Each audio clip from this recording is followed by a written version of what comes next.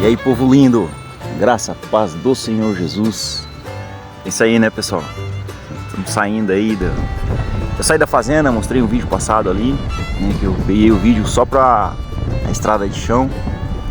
Que aventura, viu? E essa agora aí, então, indo embora, né, de Alto Garças. Aí passei em Sinop e dar um abraço no povo, mas destino estado do Pará. Então, de Alto Garças até a fronteira aí do Mato Grosso.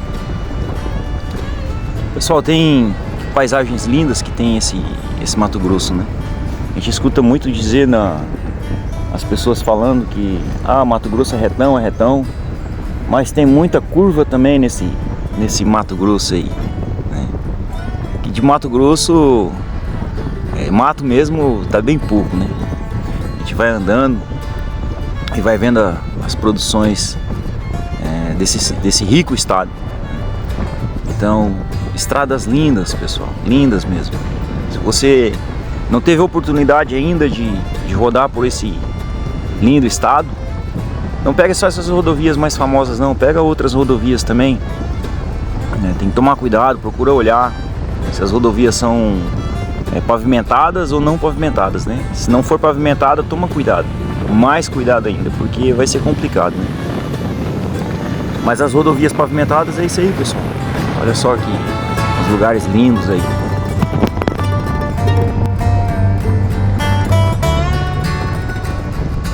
Então, não vou dizer que para não perder o costume, né? Mas eu tenho uma palavra, uma meditação para compartilhar com vocês enquanto eu vou viajando, enquanto eu vou cortando estrada.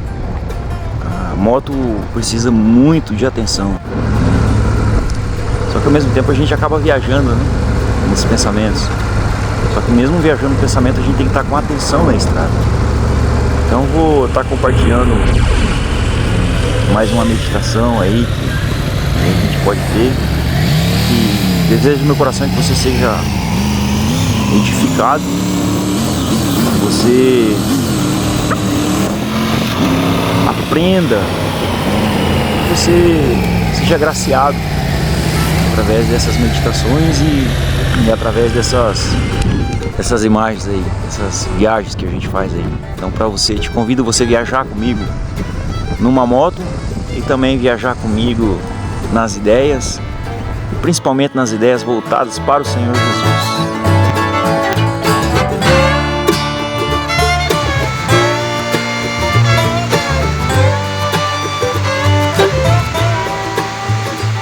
Estou no capítulo 16 de 2 Reis.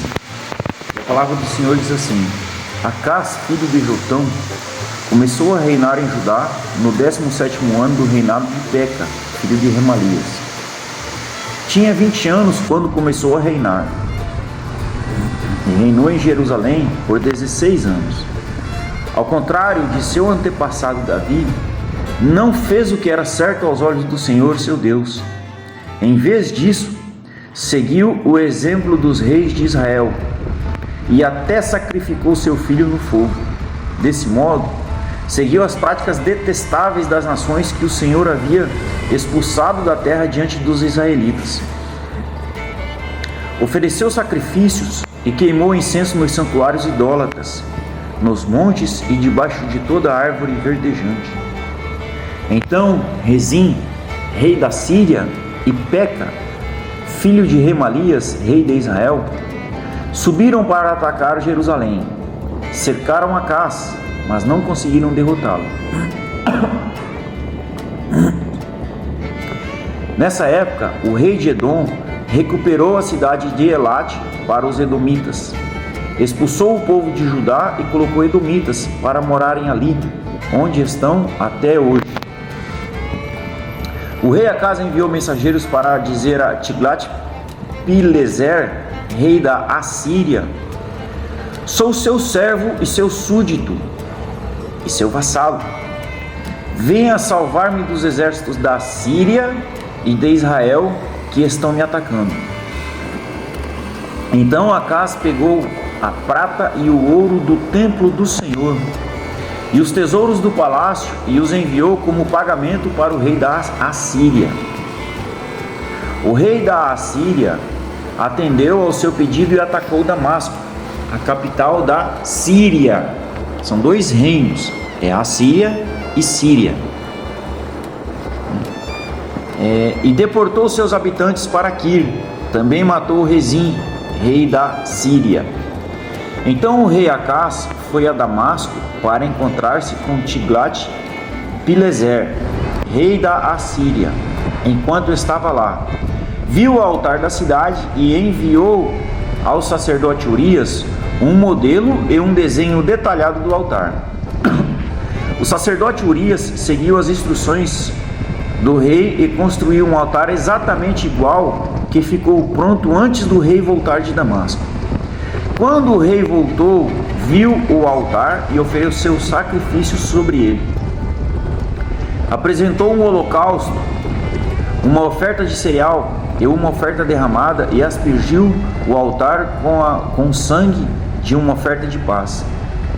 O rei Acás removeu o antigo altar de bronze de seu lugar, na frente do templo do Senhor, entre o novo altar e a entrada, e colocou do lado norte o novo altar. Disse ao sacerdote Urias: use o novo altar para o holocausto da manhã, para as ofertas de cereal da tarde, para o holocausto e a oferta de cereal do rei, e para o holocausto, a oferta de cereal e a oferta derramada de todo o povo.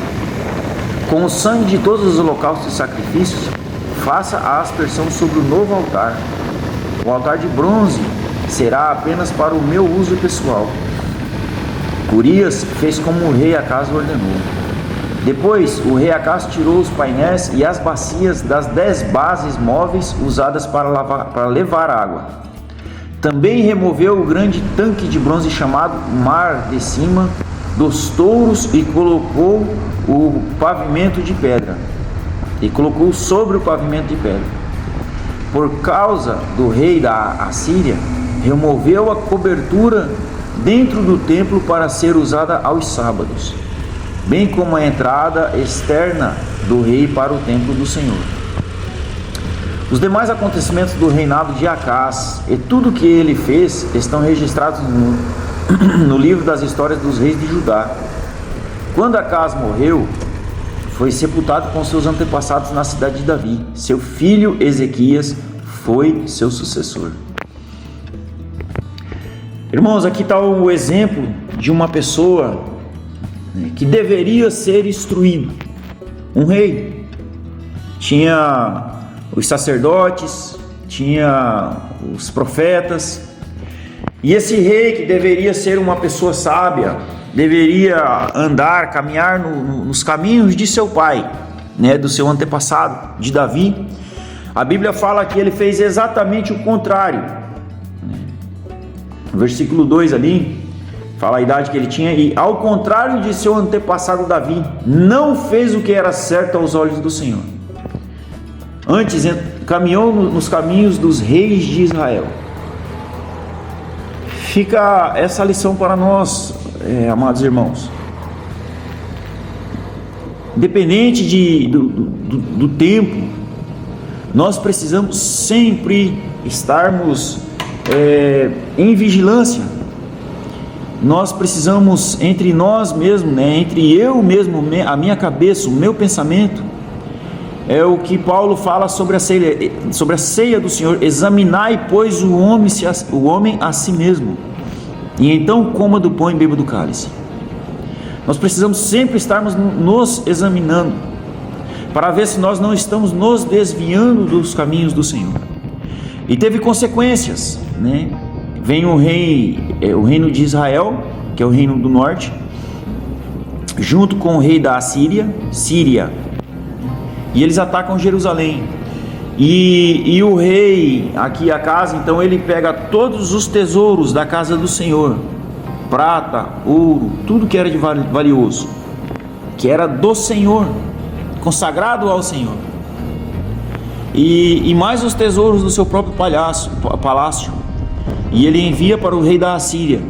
E o rei da Assíria vai e ataca a capital do outro rei, e ele conquista tudo, e em gratidão Acas ainda acrescenta mais ainda, para se ver como as pessoas se desviam dos caminhos do Senhor. Em vez dele procurar ajuda da parte de Deus, da parte do Senhor que os tirou da terra do Egito, que os guardou, que os livrou de tantas guerras, ele confia em homens, confia em soldados, e ele vai, em gratidão, ele sobe ao reino da Assíria, e ele vê lá no templo como era o templo, a estrutura do templo, e ele fala para copiar tudo, e ele envia para o sacerdote que era para ser o sacerdote do Senhor em Jerusalém, um levita, sumo sacerdote. E esse sumo sacerdote ouve a voz do rei. É uma outra lição. Quando os apóstolos, lá no Novo Testamento, quando os apóstolos são presos e são proibidos pelos sacerdotes de falarem sobre o nome de Jesus, a resposta de Pedro e João é: examinem sobre vós mesmos, ó sacerdotes, o que compete a nós, obedecer aos homens ou obedecer a Deus? Os discípulos obedeceram a Deus. Já esse sacerdote aqui no templo desse rei Acas, no capítulo 16 aqui, ele obedece ao rei e faz mudanças no templo do Senhor. E quando o rei chega, fica todo feliz. Então é questão de manter a posição social. Não mantenha a sua posição social, meu irmão. Não queira agradar as pessoas, queira agradar a Deus. Independente do que vai ser. Em Salmo diz assim: ó Senhor, quem entrará na tua santa habitação? Aquele que não jura, mesmo com seu dano próprio, não diz a mentira, não agrada a si mesmo. Então não queira agradar as pessoas, queira agradar ao Senhor, mesmo que isso lhe custe algo, mesmo que isso seja caro. Lembra de Davi, que Davi falou assim: eu não oferecerei nada ao Senhor que não me custe algo. E algo que nós devemos oferecer ao Senhor é a nossa obediência. Então o nosso compromisso, a tua fé, a tua fidelidade pode te custar. Novo Testamento também, em Apocalipse, que fala sobre o sinal da besta, a marca da besta, sinal da besta não, a marca da besta na testa, nas mãos. E o que é isso também nos nossos dias, senão diz que quem for marcado com a besta não comprará nem venderá. Mentira, você mentir para vender um produto, para conquistar, posição social. Isso é o que o diabo quer, isso é o que a besta quer, isso é o que o mundo quer. Mas mesmo que você seja prejudicado, você continue firme. Então esse sacerdote aqui, nesse texto, errou e foi fazendo mudanças. E já começou e quando o rei chega, ele muda até as coisas. Já começou a mudar o templo, mudou mais ainda o templo do que foi a construção que Salomão realizou, o templo original. Então houve muitas mudanças. Fica esse exemplo para nós, irmãos, independente do que aconteça na sua vida, seja firme, seja fiel ao Senhor, examine-se a si mesmo, dia após dia. Geralmente nós não caímos de uma vez, mas nós vamos caindo aos poucos. Então chore aos pés do Senhor Jesus, clame ao Espírito Santo para que você seja firme, para que você seja fiel. Mesmo que você venha a sofrer algumas consequências aqui nesse mundo, mas seja fiel ao Senhor Jesus. Aqui nesse texto de hoje nós tivemos o exemplo de pessoas que se desviaram do Senhor, que se afastaram do Senhor, pessoas influentes, um rei e um sacerdote, e que levou muitas outras, milhares de outras pessoas consigo, a se desviar dos caminhos do Senhor. Não seja essa pessoa manipulável, manipulada e que manipula as outras pessoas. Seja fiel ao Senhor. Mais à frente no livro de Abacuque diz assim: o meu justo viverá pela sua fidelidade. Seja fiel ao Senhor, caminhe com Jesus. Amém? Senhor, nós te agradecemos pela tua graça, pelo teu amor, pelo teu poder. Papai, nós vemos exemplos positivos na tua palavra, e vemos exemplos negativos na Tua palavra. Nós precisamos aprender tanto com um quanto com o outro. O que as pessoas fizeram de correto, nós queremos fazer de correto. O que as pessoas fizeram de errado, nós queremos aprender com os erros das pessoas e não cairmos. Mesmo quando nós estivermos rodeados de inimigos, se for para nós perecermos, que venhamos a perecer, mas que não venhamos a nos desviar dos seus caminhos. Papai, cuida dos teus homens e mulheres que estão na liderança do teu povo. Nós vemos aqui, Deus, um homem, dois homens no caso, um rei e um sacerdote, um sumo sacerdote, que erraram. Que os nossos não venham a errar, e se por acaso estejam errados, que o Senhor esteja corrigindo, através de homens, através de mulheres, através da Tua palavra, para que não venha, Espírito Santo, a ver como acontecer, como está lá em Provérbios, Deus, de que está escrito que aquele que é repreendido pelo Senhor muitas vezes, e ainda se endurece, o seu quebrantamento será de uma vez e não haverá conserto. Nós queremos nos consertar se nós estivermos errados perante ao Senhor. Continua com os nossos líderes políticos, ainda mais que está se aproximando. E vemos que é luz contra as trevas, o bem contra o mal. Põe a Tua boa mão, Senhor. Esclarece-nos como Teu povo. E que sejamos sal da terra e luz do mundo. Em nome de Jesus. Deus abençoe, povo bom. Um abraço. Até mais.